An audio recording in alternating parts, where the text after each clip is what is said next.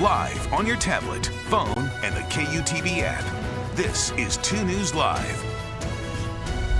Hi everybody, thanks for joining us for 2 News Live. I'm Mark Cabell in for Brian Schnee today. He is off in Vegas getting ready for the big Super Bowl. It's Monday, February 5th. We're going in depth tonight on some new bills that were introduced up at the legislature designed to keep children safe online. Before we dive in, let's take a look at what's happening in our headlines today. From the UK, some disappointing news. King Charles III has cancer. Buckingham Palace not revealing what kind of cancer King Charles has, but in a statement they said it's not related to the monarch's recent treatment in the hospital for a prostate condition. The 75-year-old king has started treatment and has been advised by doctors to postpone his public duties for now.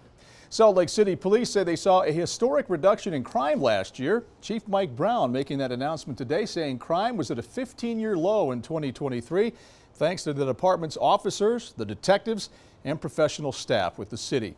He says the department will continue to implement its 4-pillared system as well as use a new crime dashboard. That new dashboard is interactive for people in the community. It allows Utahns to look at crime citywide or by certain districts across the city. Utah's congressional delegation will hold several passport fairs across the state. That'll be happening next week. Anybody who needs a passport or whose passport is about to expire can register for an appointment from February 13th through the 17th at 5 different locations. The first will be held on Tuesday, February 13th at Weber State University in Ogden. For a complete list of those locations, you can visit our website, KUTV.com. And Utah bars are preparing to welcome hundreds of fans for Super Bowl Sunday. Many bars like Trolley Wing Company in Taylorsville scrambling to make sure football fans have the ultimate Super Bowl experience on Super Bowl Sunday. One thing they're doing, prepping a lot more appetizers for people expected to enjoy the game. All right, as we go in depth tonight, you can always get in touch with us during the show. You can use the hashtag 2NewsLive if you'd like to join in on the conversation. We always like to hear what you have to say about some of the stories we're covering. All right, some new bills aimed at regulating social media hitting Utah's Capitol Hill today. Lawmakers say social media platforms are causing depression and anxiety among our teenagers, and they're especially worried about companies collecting data about your kids. Our Paul Nelson live at the Capitol. Paul, let's talk about what these bills do. Parents seem to be behind this effort, but it's really tough getting these types of legislations passed up on the Hill. It would be. I mean, it's the kind of situation where it seems like public sentiment may be behind it, but there could be some legal tricky issues that they would have to wade through. One of the bills, it would be Senate Bill 194. That's the one that would actually prohibit companies from sharing or selling any kind of information that they get about teens. They can't do that until they get their parents' permission. Also, it would require them to go through a very strict age verification process that has to be 95% accurate. And so that's one of the things two of the things that bill does. Now there's the other one that's House Bill 464, and that would actually make it so that parents could hold social media companies liable if the algorithms keep them, say, basically addicted, and if those addicted algorithms keep teens harmed, gives them harm in any way. However, the social media companies, they could get around that if, however, the parents actually give their permission for the kids to use it. So this will basically give a little bit more teeth in the courts for parents who believe that their kids were harmed because of the addictive algorithms that many social media providers actually use. So those are two of the things that were being mentioned up here. Like I said, the parents that I spoke to said they were fully on board. Some of them said that they don't let their kids basically use social media at all, fearing that it's just too addictive, even for adults.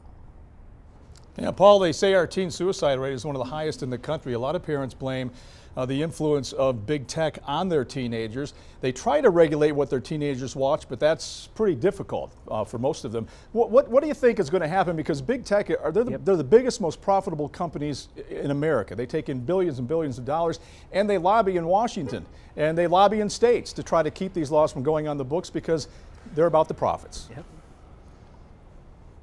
Yeah, and I mean, not just that, but I mean, Utah is already being sued in federal court from groups that are not tech companies. There were 2 different groups that filed lawsuits against the state. One of them said that cutting off, having too many restrictions on social media for teens could actually prevent vulnerable teens, people who are members of the LGBT community. It could cut them off from life-saving information, could prevent them from connecting with members of their own community.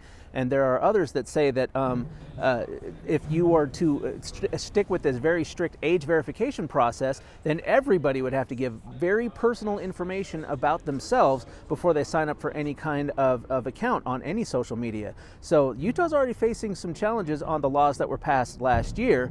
And some of the lawmakers, especially Senator Mike McKell, he said that when it comes to social media companies, he does not believe that they have ever acted in good faith when they've worked with lawmakers to try and create laws that would actually protect teens from any potentially harmful material. So that's the sentiment that we have going on. Some people say that social media is still very necessary, and some lawmakers just don't trust the big tech companies to actually come through with anything that would protect teens. All right, Paul, thank you very much. Keep an eye on it up on the Hill for us. And of course, as the legislative session continues, stay with 2 News. We'll be tracking the bills and the issues that impact you and all of us here in Utah for that matter. You can download our 2 News app. If you'd like to get breaking news alerts from the Capitol about the business that they're doing on any given day, when we hear something, we'll send it out to your mobile device. All right, I need to talk to you about what we're seeing in California. I mean, take a look. 40 million Americans facing life-threatening conditions from a powerful storm that they call an atmospheric river. We've seen what it's done on the West Coast. Is it going to be that bad here, or are we just going to get the after effects of some rain and snow? Yeah, thankfully we've got a giant mountain range in the way, kind of impeding that flow of the atmospheric river towards getting here in Utah. But we will get a couple of pieces, you're right. So over the next couple of days, we're expecting more wet weather. That's also going to be rather mild, because when we get these tropical plumes, they not only bring in that tropical moisture, they also bring in those tropical temperatures.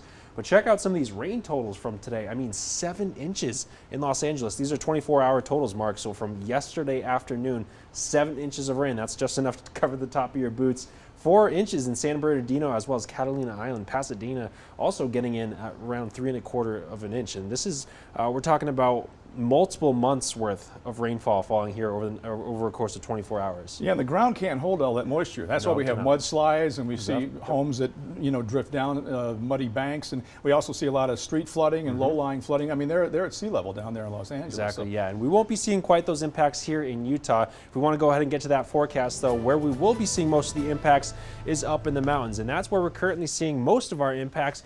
But you can see that plume of moisture around this huge area of low pressure that's just been sitting off the coast of California for the last week or so. This plume now impeding, again, Southern California. Los Angeles is right there on the target, so we can expect more rainfall for them. It extends through Las Vegas, where they've had some avalanche issues actually at Lee Canyon. So just to the west of the city, up in the mountains in Las Vegas, they are having avalanche concerns. And we also have some rain here filling into the Wasatch Front tonight. But take a look up at the Alta Snow Stake. We've got some fresh snow on there, about a ½ an inch since they last cleared it about an hour and a half ago. They like to do that right at the end of the ski day, but you can see bunch of fresh snow in the background. If we take a look at our alpine temperatures today, all the snow was falling above 8,000 feet. Albion Basin peaking at 30 degrees today. Reynolds Peak also 30 degrees, but up at 11,000 feet, we're in the 20s. The S-turns down at 6,200 feet, mid-40s. So that's where the thaw is occurring, and that's where the adverse road conditions are going to be, is up in the mountains tonight. Those snow totals from the last 24 hours, nothing all that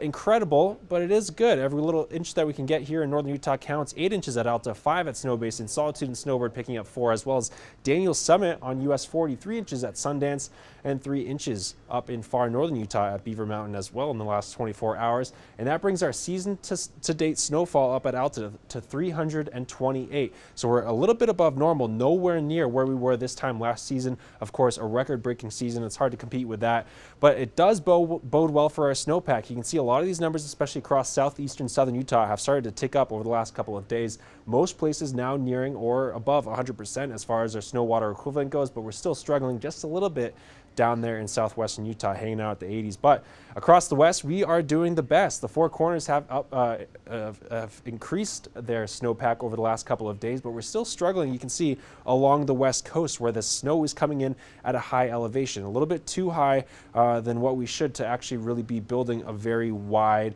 and deep snowpack in the Sierras. Avalanche danger continues to remain considerable here in northern Utah, and remember, most avalanche fatalities occur when that rating is either considerable or less. Let's take a look at the radar here in northern Utah tonight. We've got actually a couple thunder showers out towards Elko, just to the north. We've got that southwest flow bringing in some unstable air. Rain here across the Wasatch Front, at least below 7,500 feet, and we are getting shadowed a little bit here in Salt Lake County because of that southwest flow. It hits the Okers and it doesn't produce much for us, but we are seeing a little bit some more moderate rain towards Davis and Weber counties. It was also very breezy this morning, if you noticed that, Mark. 54 miles an hour in Cedar City, 45 at the Salt Lake City Airport, 45 in Weber Canyon as well, and along the Wasatch back, 40 miles an hour in Colville and Cove Fort. I-15, I-70 getting up into the mid-30s as far as your wind gusts go so far today. 41 in Ogden right now, 44 here in Salt Lake City with some rain to our north and south. But like I said, we're getting a little bit shadowed here in Salt Lake County, so not a whole lot is actually falling from the sky. You might have seen a couple sprinkles earlier. But as far as our February precipitation goes, we are doing so well. 1.1 inches on the month so far, just at the 5th day. And the end of month normal is only 1.3 inches. So we don't have a whole lot of room that we need to make up as we head towards the next couple of weeks. Visibility right now reduced along the Wasatch back and into southwest Wyoming, where we've got snow actively falling. It is not fog, it is snow. This is US 40 towards Jordanelle, so right near that Mayflower exit. It looks like we've got some snow and road slush on the road, so please take it easy tonight if you're up in the higher elevations. Future track shows that rain and snow shifting just a little bit to the north overnight tonight. That's the plume of moisture working its way north. So by tomorrow morning, most places should be dry, but then those showers fill right back in by Tuesday afternoon and evening, becoming especially heavy Tuesday night and into Wednesday morning. And then we get some northwest flow by Wednesday afternoon. So that's what's going to drop our snow levels potentially down at least to the benches, if not the valley floors. And we could see a couple snowflakes mixing in Wednesday night and into Thursday morning. And that's the time period that I'm the most concerned about as far as travel impacts here in the valleys. We aren't calling any first alert weather days quite yet, but the time frame that I'm concerned about is Wednesday right after the lunch hour, and that's going to last through Thursday afternoon. We could see just a little bit of road snow, and that's just enough to make a mess of the evening and morning commutes. St. George, 54 tomorrow. Then we're into the 40s for the next couple of days with those showers tapering off by Friday. Partly cloudy skies under clear skies by Sunday this weekend. And here in Salt Lake City, we're right around there as far as the temperatures go. Low 50s again tomorrow, rain showers in the afternoon. Then we've got rain on Wednesday, high of 47, and rain mixing with snow on Thursday and into Friday.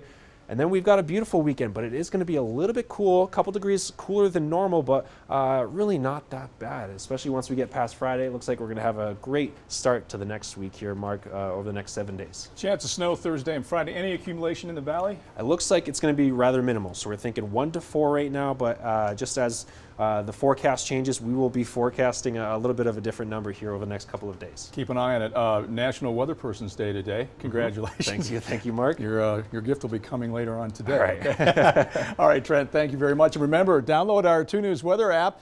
If you'd like to know about changes in your particular neighborhood, when the weather changes, this is the perfect thing for you. Get updated forecasts, live radar right on your mobile device, on your phone. The app is also free to download.